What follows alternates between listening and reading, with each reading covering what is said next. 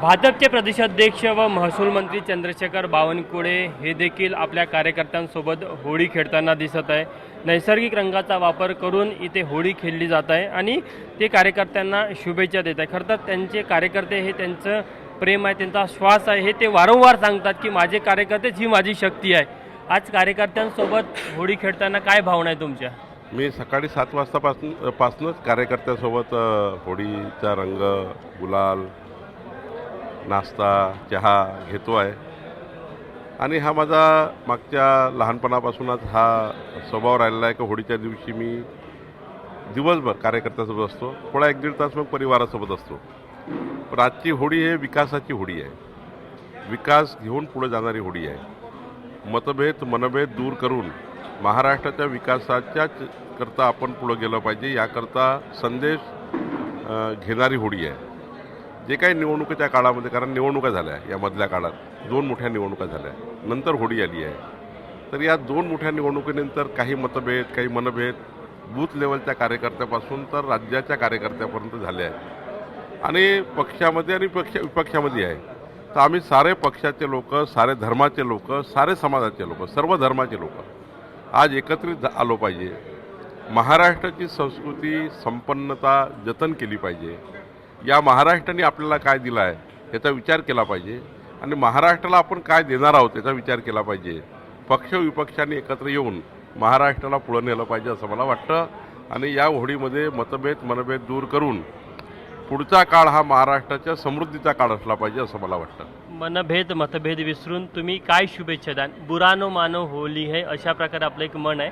तर सुरुवात विरोधकांपासूनच करू। सुरुवात नाना पटोले तुमचे मित्र। नाना पटोलेला माझी होळीच्या शुभेच्छा आहे आणि त्यांना सांगणार आहे की आता विरोधी पक्ष म्हणून त्यांना विरोधी पक्षात मॅन्डेट मिळालं आहे, त्यांनी विरोधी पक्ष म्हणून सत्तेला चांगल्या विकासाच्या मार्गावर नेण्याकरता, पारदर्शी आणि भ्रष्टाचारमुक्त सरकार चालवण्याकरता होळीच्या निमित्त संकल्प करावा अशा शुभेच्छा मी त्यांना देतो। विजय वडेट्टीवार नेहमी सरसंधान करतात तुमच्यावर, त्यांना काय म्हणणार बुरा न मानो आज होली आहे? विजय वडेट्टीवारांनी जरा महाराष्ट्रातले योग्य प्रश्न शोधले पाहिजे आणि आम्ही जो काही संकल्पनामा दिला आहे त्या संकल्पनामा आम्हाला पुढे नेण्याकरता त्या संकल्पनाम्यावर आम्हाला आठवण करून दिली पाहिजे आणि होळीच्या शुभेच्छा देताना त्यांनीसुद्धा आपला काँग्रेस पक्ष कसा मजबूत करता येईल याचाही त्यांनी काळजी घेतली पाहिजे, कारण शेवटी पक्षात काम करत असताना आपापला पक्ष आपण मजबूत करतो। तर होळीच्या दिवशी त्यांच्या काँग्रेस पार्टीत जे काही मनभेद आहे ते दूर करण्याचा प्रयत्न केला पाहिजे। संजय राऊतांना काय शुभेच्छा द्या? बुरा न मानो होली आहे। नाही, संजय राऊत साहेबांना माझी शुभेच्छा की त्यांनी सकाळचे 9 वाजताचा जो खोचक टोले आहेत जे रोजच ते शिमगा करतात, तो शिमगा त्यांनी बंद करावा। एका दिवशी होळीच्या दिवशी त्यांनी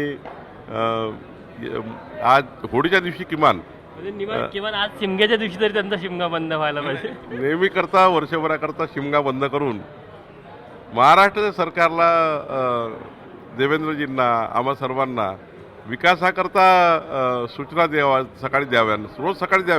रोज सकाळी बोलावं, पण महाराष्ट्र कसा पुढे जाईल याकरता बोलावं। उद्धव ठाकरे साहेबांना काय सांगाल? बुरा न मानो होली आहे। उद्धव ठाकरे साहेबांना माझी विनंती आहे की त्यांनी रोज सभागृहात यावं, रोज सभागृहात येऊन सरकारला चांगल्या गोष्टी सांगाव्या, कारण उद्धव ठाकरेजी कधी सभागृहात येतात, ते विधान परिषदेचे सदस्य आहेत, ते रोज सभागृहात यावेत आणि सरकारला त्या ठिकाणी त्यांनी जे 2.5 वर्ष मुख्यमंत्री म्हणून जे काम केलं आहे महाराष्ट्रामध्ये, त्यांना महाराष्ट्र समजतो, तर महाराष्ट्र कसा पुढे जाईल याकरता आम्हाला सर्वांना मार्गदर्शन करावं। आता तुमचे 3 प्रमुख नेते सत्तेमधले, मुख्यमंत्री देवेंद्र फडणवीस। मुख्यमंत्री देवेंद्र फडणवीसजींनी त्यांना शुभेच्छा आहेत आणि एवढंच सांगेल, देवेंद्रजींनी विकसित महाराष्ट्राचा संकल्प केला आहे, त्यांचं व्हिजन या महाराष्ट्राला देशातलं क्रमांक 1चे राज्य करणारं आहे आणि मग महाराष्ट्राच्या 14 कोटी जनतेला विकसित करण्याचा देवेंद्रजी प्रयत्न करत आहेत। तर महाराष्ट्राच्या संपूर्ण जनतेने, धर्मांनी, सर्वांनी, आपण सर्व पक्षांनी, आम्ही सर्वांनी देवेंद्रजींना मजबूत करण्याकरता आम्ही सर्वांनी काम करूया अशी होळीच्या दिवशी मी सर्वांना विनंती करणार आहे आणि त्यांना शुभेच्छाही देणार आहे। बुरा न मानो अजितदादांसाठी काय म्हणणं?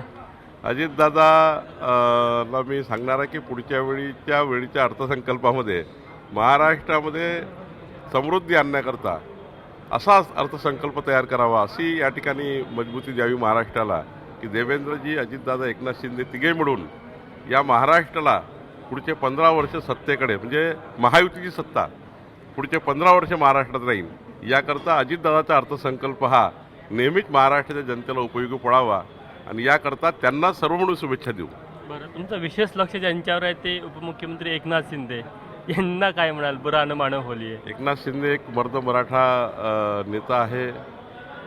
त्यांच्यामध्ये काम करण्याची प्रचंड एक शक्ती आहे आणि एक महाराष्ट्राच्या विकासाच्या कमी वेळेत जास्त महाराष्ट्राला समोर नेण्याचं काम एकनाथ शिंदेनी केलं आहे.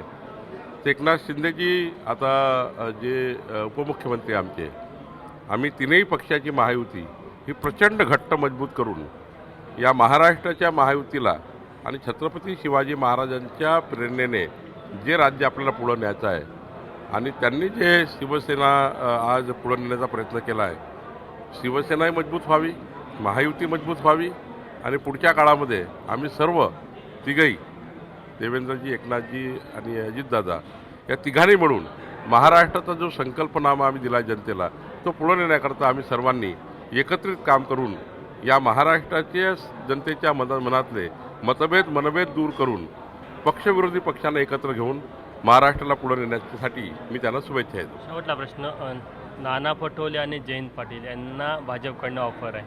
नाही, कुठली ऑफर नाही आहे. आतापर्यंत नाना पटोलेजी किंवा जयंत पाटीलजी कधीही व्यक्तिगत भेटीमध्ये, सार्वजनिक भेटीमध्ये कधीही त्यांनी आपापल्या पक्षामध्ये काही ते हे करतील, म्हणजे ते त्या पक्षामध्ये काही त्यांचं कुजबूज चालू वगैरे कधी ते बोलले नाही.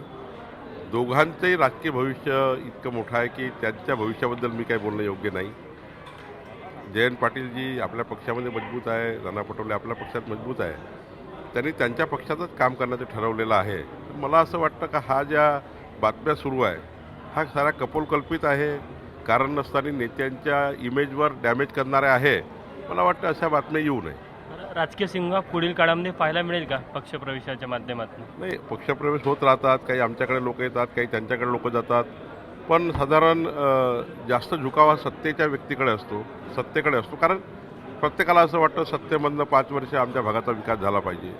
त्यामुळे मोठ्या प्रमाणावर लोक जे आहे भाजपकडे, एकनाथजीकडे, अजितदादाकडे जात आहे. ते चांगलंही आहे.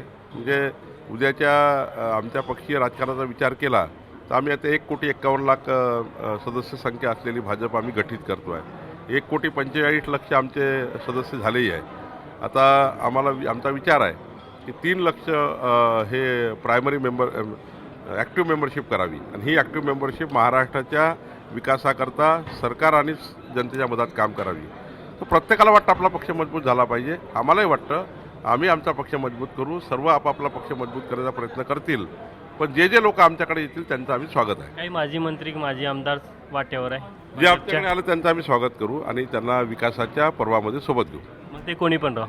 नाही, आम्ही ठरलं आहे आमच्या तीनही पक्षाचं की काही कॉन्ट्रावर्सी ज्या ठिकाणी झाल्या आहेत महायुतीमध्ये त्या कॉन्ट्रावर्सी सोडून सर्वसाधारण जे बूथवरचा कार्यकर्ता आहे, गावागावातला कार्यकर्ता आहे, गावागावातले सरपंच आहे, जिल्हा परिषदेमध्ये आहेत, ज्याचा कॉन्ट्रावर्सी महायुतीमध्ये होणार नाही असा सर्वांना आम्ही आपल्या विकासाच्या मार्गावर नेण्याचा प्रयत्न करू. आपण बघू शकतो की भाजपचे प्रदेशाध्यक्ष आणि महसूल मंत्री चंद्रशेखर बावनकुळे आज कार्यकर्त्यांसोबत होळी साजरी करत आहे आणि होळी साजरी करत असताना पुढील काळात पक्षाचं कसं नियोजन आहे ते देखील त्यांनी सांगितलेलं आहे. कॅमेरामॅन अतुल हेडेसह तुषार कोहळे, एबीपी माझा, नागपूर. एबीपी माझा, उघडा डोळे बघा नीट.